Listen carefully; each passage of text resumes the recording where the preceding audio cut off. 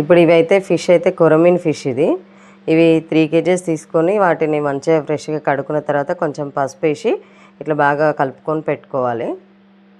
కావాల్సిన పదార్థాలు ఏంటంటే జీలకర్ర, మెంతులు, ఇది వచ్చేసి దాల్చిన చెక్క, కొంచెం యాలకులు, లవంగాలు, కొంచెం చాజీరా, ఆవాలు, ధనియాలు.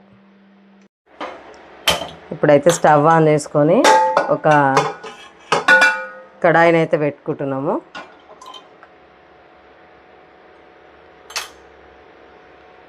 ఫస్ట్ అయితే కడాయి వేడెక్కిన తర్వాత మెంతులు వేసుకోవాలి. వేసుకొని కొంచెం వేయించుకోవాలి. ఇలా కలుపుకుంటూ వేయించుకోవాలి. ఇప్పుడైతే మెంతులు అయితే బ్రౌన్ కలర్కి వచ్చిన తర్వాత దాని తర్వాత ఇప్పుడు ధనియాలను అయితే యాడ్ చేస్తున్నా ఫ్రెండ్స్.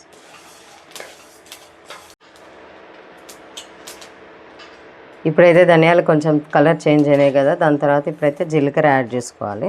జీలకర్ర కూడా కొంచెం కలర్ చేంజ్ అయింది కదా, ఆవాలు కూడా యాడ్ చేస్తున్నా.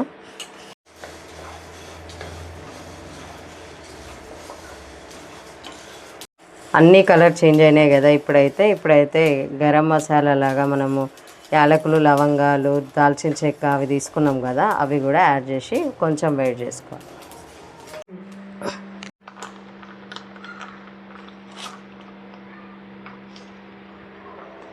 ఇప్పుడైతే ఇందాక అన్నీ వేయించిన కడాయిలోనే ఆయిల్ కూడా వేసుకుంటున్నాను. ఫిష్ ముక్కలు ఫ్రై చేసుకోవాలి కాబట్టి కొంచెం ఆయిల్ ఎక్కువనే పడుతుంది.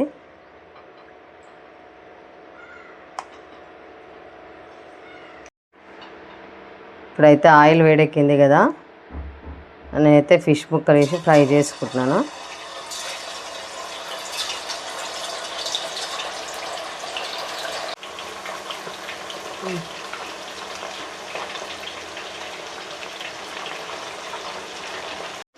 ఇట్లయితే వాటిని మనం వేసినప్పటికంటే ఇట్లా తిప్పుకొని మళ్ళీ ఒకసారి వేయించుకోవాలి కదా, ఖరాబ్ కాకుండా ఉంటుంది.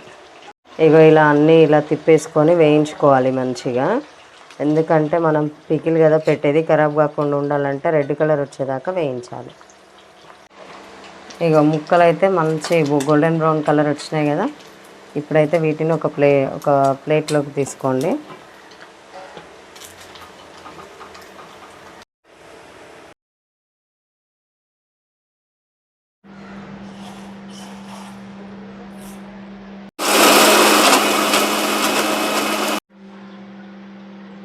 ఈ విధంగా అయితే ఫైన్ పౌడర్ చేసుకోవాలి. అది ఇంట్లోనే ఉంటే మంచి మసాలా తయారవుతుంది. ఇట్లా నిమ్మకాయని అయితే తీసుకొని కట్ చేసుకొని రసంని అయితే పిండుకోవాలి. మనం డీప్ ఫ్రై చేసుకున్న ఆయిల్లోనే కొంచెం జీలకర్ర, కొంచెం ఆవాలు,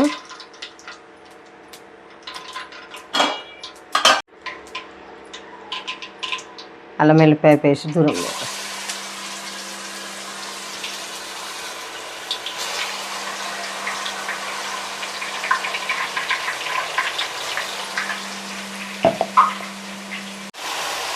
అల్లం వెల్లిపాయ వేస్ట్ వేసుకొని అయితే ఇట్లా మంచిగా కలుపుకోవాలి.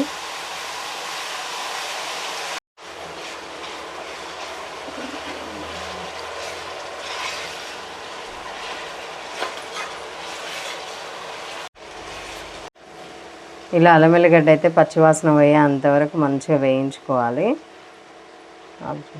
ఇప్పుడైతే మనం ధనియాల పొడి అవన్నీ వేసుకొని పొడి చేసుకున్నాం కదా, ఆ పొడిని అయితే నేను ఇందులో వేసేసుకుంటున్నాను. ఈ చేపల క్వాంటిటీని బట్టి నేనైతే కారం వేసుకుంటున్నాను. నేనైతే 3 kgs తీసుకున్నాను కాబట్టి నాకు ఇంత కారం పడుతుంది కాబట్టి నేను వేసేసుకుంటున్నాను కారం. ఉప్పు కూడా తగినంత వేసేసుకోండి. రసం తీసి పెట్టుకున్నాం కదా, నిమ్మరసం కూడా పోసేసుకోవాలి. ఇప్పుడైతే వేయించి పెట్టుకున్న ఫిష్ ముక్కల్ని కూడా యాడ్ చేస్తాం.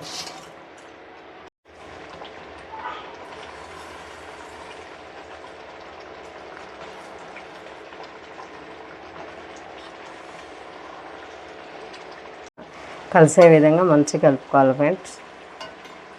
2 నిమిషాలు కొంచెం అలాగే పొయ్యి సిమ్లో పెట్టేసుకొని ఉడికించుకోవాలి.